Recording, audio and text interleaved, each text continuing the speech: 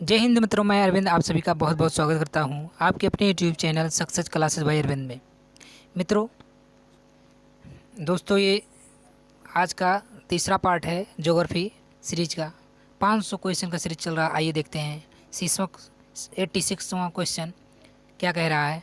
कौन सी पर्वत श्रेणी यूरोप को एशिया को अलग से करती है? तो कौन सा है आंसर? यूराल पर्वत श्रेणी। अगला क्वेश्चन, इंदिरा गांधी नहर में पानी कहाँ से आता है? तो इंदिरा गांधी नहर में पानी सतलज और ब्यास नदियों से आता है ना।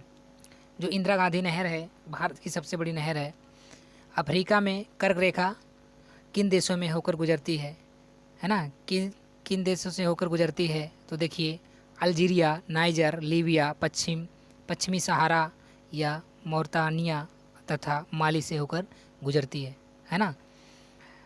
अगला क्वेश्चन, मिकांग नदी किस में गिरती है? मिकांग नदी दक्षिण चीन सागर में गिरती है ना मेरे भाई।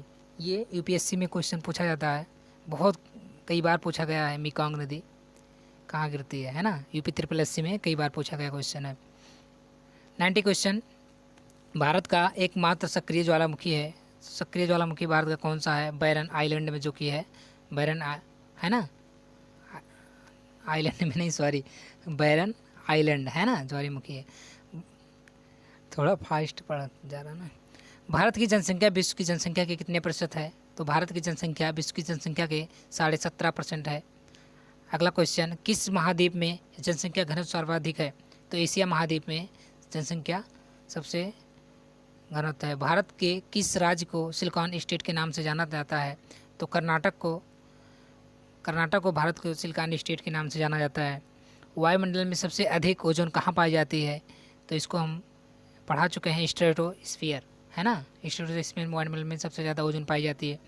उच्च दाब क्षेत्र से भूमध्य सागर की ओर चलने वाली पवनें क्या है? तो ये आपको पढ़ा है, व्यापारिक पवनें है ना।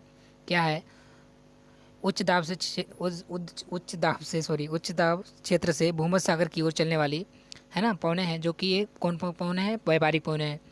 49 रेखा किन दो देशों के बीच की सीमा रेखा है? तो यूएसए और कनाडा है ना। यूएसए और कनाडा के ये 49 अक्षांश रेखा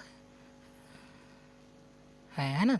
अगला क्वेश्चन, संयुक्त राज्य अमेरिका का कौन सा औद्योगिक क्षेत्र मशीनीगन झील के दक्षिण में स्थित है? शिकागो गौरी क्षेत्र ये है। पणजी किस नदी के किनारे पर स्थित है? तो मांडवी नदी के किनारे पणजी स्थित है। उत्तरी अमेरिका के घास मैदान कहलाते हैं तो प्रेरीज। ये भी बहुत क्वेश्चन पूछा जाता है, ये क्वेश्चन बहुत देखने को मिलता है। अगला क्वेश्चन, उत्तर प्रदेश में दलदली एवं अनाच्छादित भूमि को किस नाम से जाना जाता है? तो तराई नाम से जाना जाता है मेरे भाई। जब ग्रीनविच में दोपहर का 1 बजा हो तो उस समय भारत का मानक समय क्या होगा? मानक समय भी बताए हैं, शाम के 6:30 बजेंगे। मानक समय भी बताए हैं कि आप इंडिया का मानक समय नैनी से लिया गया है, जो जीएमटी से 5.5 घंटा आगे है। अगला क्वेश्चन, भारत के किस राज्य में कोयले की सर्वाधिक भंडार है? तो झारखंड में भंडार है ना। भारत की सीमा में स्थित एकमात्र सक्रिय ज्वालामुखी है? तो बैरन द्वीप ज्वालामुखी है, सक्रिय ज्वालामुखी, जो कि हमेशा उद्गार होता रहता है। अगला क्वेश्चन, अरब सागर किन दो देशों की सीमा पर स्थित है? तो उज्बेकिस्तान और कजाकिस्तान। कजाकिस्तान है ना, कजाकिस्तान है ना, उज्बेकिस्तान और कजाकिस्तान है ना। ऑस्ट्रेलिया के किस भाग में समाना जलवायु पाई जाती है? तो क्वींसलैंड उत्तरी भाग में समाना जलवायु पाई जाती है ऑस्ट्रेलिया की। पाकिस्तान का रचना दोआब किन दो नदियों के बीच स्थित है? चिनाब और रावी है ना। इनकी जो रचना हुई, इसका क्षेत्र जो सिंचित है एरिया, चिनाब और रावी के बीच हुई है ना। भारत का सबसे बड़ा जनजातीय समूह कौन सा है? तो गौड़ है ना। भारत का सबसे ज़्यादा जनजाति कौन सा है? गौड़ है ना।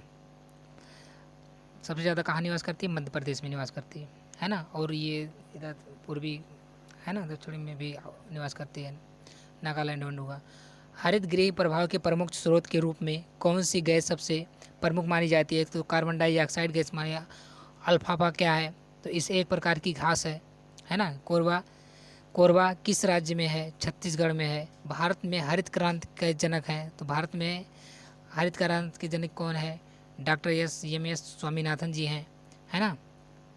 अगला क्वेश्चन, थैंक्स। क्वेश्चन आज समाप्त हुआ। थैंक्स मेरे भाई, बेस्ट ऑफ लक।